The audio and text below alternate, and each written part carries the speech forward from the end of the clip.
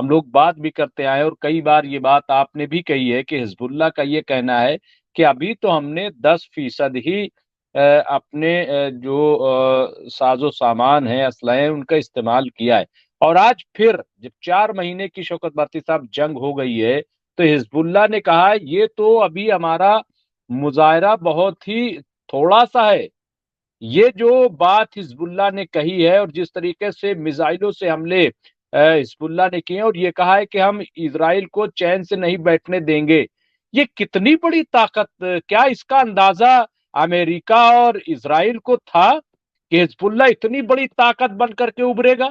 4 महीने बाद भी कि जब पूरी ताकत झोंक दी गई, अमेरिका ने पूरी ताकत झोंक दी, ब्रिटेन ने पूरी ताकत झोंक दी, फ्रांस ने पूरी ताकत झोंक दी, और जो इनके अलाई हैं उन्होंने भी अपना जोर लगा लिया, इसके बाद भी शौकत भारती साहब हिजबुल्लाह का ये बयान, कैसे आप देखते हैं इसको?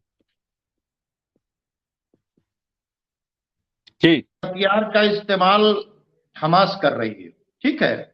इससे पहले तो उन्होंने हेलीकॉप्टर्स नहीं गिराए थे, इससे पहले तो उन्होंने एंटी एयरक्राफ्ट गन का इस्तेमाल नहीं किया था, ठीक है। तो उन्होंने शोल्डर पर रखने के बाद एंटी एयरक्राफ्ट गन को का इस्तेमाल किया। तो हमास के भी हथियार वैसे ही आप देखिए। और उसके बाद जो है इस्लामिक रेजिस्टेंस कहां से लड़ रहा है? इराक से। इराक कितनी दूर है? हिजबुल्लाह तो बॉर्डर के ऊपर है, इसराइल का बॉर्डर, लेकिन इराक का बॉर्डर नहीं मिल रहा। इराक ने क्या किया है कि अपने यहां से सेंट्रल क्या नाम है, इसराइल के अंदर, और उन्होंने बताया नहीं, उन्होंने कहा कि वाइटल पार्ट को हमने हिट किया है। तो एक और जाहिर सी बातचीत इस्लामिक। और दूसरे, आप अगर हिजबुल्लाह को देख ले, जब इन्होंने हसन नसरुल्लाह को मारने की बातचीत कर दी है, तो उसके बाद से कि हम हसन नसरुल्लाह को मार देंगे, ये बहुत बड़ा जुमला इन्होंने कह दिया, तो जाहिर सी बातचीत है कि फिर उसके बाद हमास ने जो है अपने नए नए हथियार दिखाना शुरू कर दिया। और इससे पहले अभी 4 दिन पहले जो इन्होंने अटैक करके इनके आयरन डोम को उड़ा के दिखाया था कि तुम जिस आयरन डोम को पे फख्र कर रहे हो, जिस इंटरसेप्टर के ऊपर फख्र कर रहे हो, उस इंटरसेप्टर को हम बाकायदा तौर के ऊपर उड़ा रहे हैं। और उसका वीडियो बनाया, और वीडियो बनाने के बाद वो इन्होंने क्या नाम है, आयरन डोम को बर्बाद होता हुआ दिखाया, दुनिया के सामने पेश किया, हवा में बातचीत नहीं की उन्होंने। तो सवाल ये पैदा होता है कि देखिए, उनके पास भले से एयर पावर ना हो, लेकिन उसके बाद आज इन्होंने जो है इनकी नेवी के ऊपर भी हमला किया है, नेवल बेसिस के ऊपर भी इनके हमला हमला किया है, इनका एक एयरपोर्ट जो है आर्मी का, उसको पूरी तरीके से उड़ाया है। तो इतने हमले आज किए हैं हिजबुल्लाह ने, यानी कि आप सोच नहीं सकते, कल से लेके आज तक बेशुमार हमले किए हैं हिजबुल्लाह ने। तो वो उन्होंने अपनी पावर को दिखाया है कि हम पूरी तरीके से, उन्होंने एक तरह से अपने तरफ से जंग बढ़ा दी है कि आओ जिसको लड़ना है लड़ो। और हालात ये हैं कि जो सिचुएशन पैदा हुई, तो फिर से एक प्रेशर जो है बिल्टअप हुआ है, बेंजामिन नेतन्याहू के ऊपर प्रेशर तो था ही इजरायलियों का, अब खुद बहुत ज्यादा प्रोटेस्ट हो रहे हैं। और हालात ये हो रहे हैं कि जो अपोजिशन पार्टी है वो विड्रॉ करने की सोच रही है। और इधर आप देखें, एक तरफ विड्रॉ करने की सोच रहे हैं, दूसरे उधर नेगोशिएशन की बातचीत हो रही है। तो बिल्कुल। नेगोशिएशन की अगर बातचीत हो जाती है तब भी इनकी मौत हो जाती है बेंजामिन नेतन्याहू की। जाहिर सी बातचीत, बेंजामिन नेतन्याहू अगर नहीं क्या मानते हैं इस बातचीत को, तो बेंजामिन नेतन्याहू को हटाकर बातचीत होगी। तो सवाल ये पैदा होता है फिर, अभी जो 3 कैप्टिव्स मारे गए हैं, वो जो 3 लड़कियां थीं जिसके बारे में मैंने बताया कि तीनों इजराइल की आर्मी की थी, उन्होंने जो स्टेटमेंट दिया है, कहां का, हमास के तरफ का, जो जो हमास के फेवर में। आप बताइए, अगर आईडीएफ की सिपाही या आईडीएफ की आर्मी की जो इंचार्ज हैं, वो अगर हमास के फेवर में बयान दे रहे हो और अपनी गवर्नमेंट को कंडेम कर रही हो, और उनकी पिक्चर दुनिया देख रही है कि ना कहीं से परेशान है, ना कुछ, चेहरा बिल्कुल हशाज बशाज बना हुआ है, ड्रेस पे उनके ठीक है, उसके बाद वो जिस तरह की बातें उन्होंने बताई हैं कि इन्होंने किस तरह के हमले किए और इसराइल के हमले से किस तरह से जो है कैप्टिव्स को नुकसान हुआ है, वो एक रिवोल्यूशन पैदा कर रही है। यहां तक वो जो एक और सिपाही था जिसको पॉइजन गैस से मार दिया गया था, उसकी माँ जो है वो बहुत, उसने हंगामा कर रखा है, उसको सब लोग छाप रहे हैं जी। बाकायदा तौर पर। वो कह रही कब्र से निकालो हमारे बच्चे की लाश को, और ये तुमने झूठ बोला है कि हमास ने मारा है, उसको कोई गोली नहीं लगी, तुमने जो गैस जो है पॉइजन से उसको मारा है हमारे बच्चों को।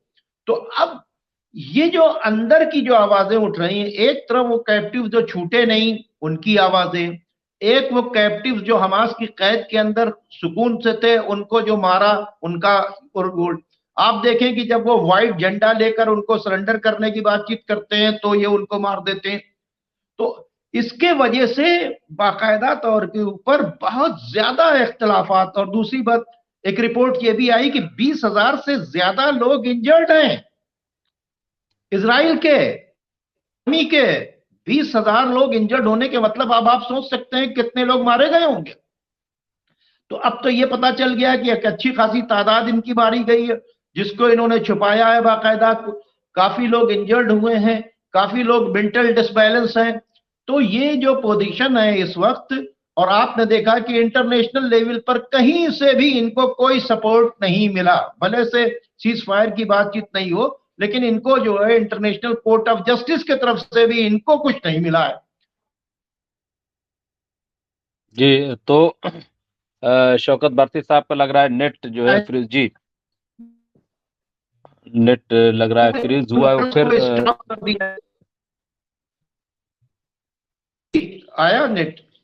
जी जी जी जी, मेरी आवाज आ जी रही है? जी जी। तो वो जो सारी चीजें हैं उनको अगर आप देखें तो उससे ये है कि इसराइल के नहीं है।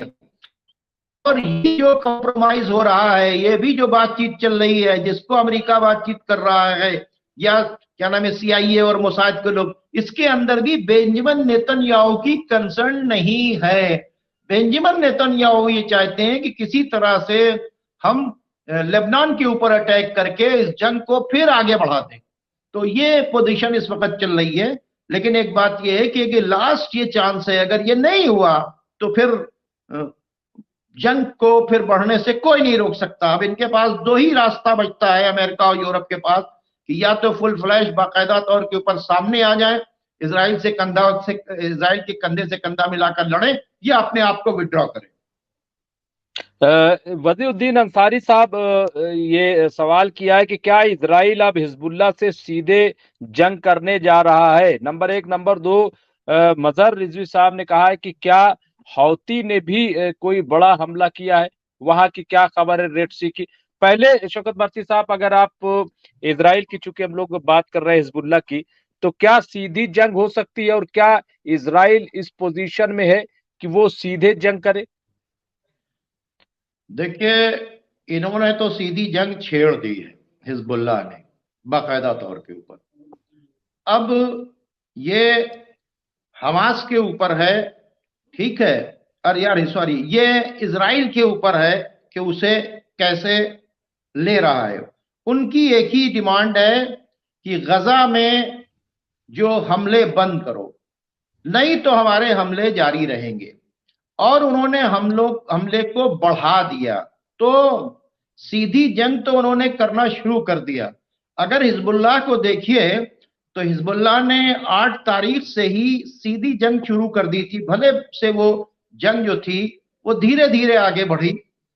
अगर आप देखें कि आज अगर जो 4.5 लाख की फोर्स जो थी गजा चली गई थी, गजा से वो जो वापस अगर पलटी है और आने के बाद वो इंगेज हो रही है, ये 130 किलोमीटर के पूरे एरिया के अंदर, क्या नाम है, नॉर्थ लेबनान के अंदर पूरी तरीके से, वहां से लेके गोलान हाइट्स तक, ये ड्यू टू हिजबुल्लाह है। तो ये कहिए कि जो हमास के ऊपर हमले हुए थे, हिजबुल्लाह ने उसे अपने सीने के ऊपर ले लिया, और अपने सीने के ऊपर लेने के बाद जो है बाकायदा तौर के ऊपर वो जंग के अंदर हैं, और जंग के अंदर हैं, उन्होंने कुर्बानियां दी हैं। तकरीबन जो है सवा उनके कमांडर मारे गए हैं बाकायदा तौर के ऊपर। वो इसमें लड़ रहे हैं, ये डायरेक्ट हैं। जैसे जैसे वो क्या नाम है लेबनान के तरफ से, जैसे जैसे इसराइल के तरफ से जो है जंग बढ़ेगी, वैसे वैसे हिजबुल्लाह की तरफ से जंग बढ़ेगी। यही हाल है हौती का। हौती तो रास्ता तो रोके हुए बहुत दिनों की बातचीत हो गई, लेकिन हौती को अगर आप देख लीजिए कि जैसे ही कोई अटैक होता है, क्या नाम है, ब्रिटेन का या अमेरिका का, हौती के ऊपर, उसके फौरन बाद जो है वो अटैक कर देते हैं। दूसरी बात, या कोई जहाज जाता है तो उसे अटैक कर देते हैं। तो उन्होंने भी जंग छेड़ रखी है बाकायदा तौर के ऊपर। और जाहिर सी बातचीत है कि जब इन्होंने कहा है कि यूरोप की तरफ से हमारी मदद आ रही है और बाकायदा तौर से यूरोप की तरफ से जो है क्या नाम है, इस मैरीटाइम रोड को हम खोलना चाहते हैं, रास्ते को खोलना चाहते हैं, और उसके बाद जो है हम सब आ रहे हैं, तो उन्होंने कहा कि आओ, हम तुम्हारा यहाँ कब्रिस्तान बना देंगे। तो वो भी बाकायदा तौर के ऊपर जंग चली रही है, जंग रुकी कहाँ है।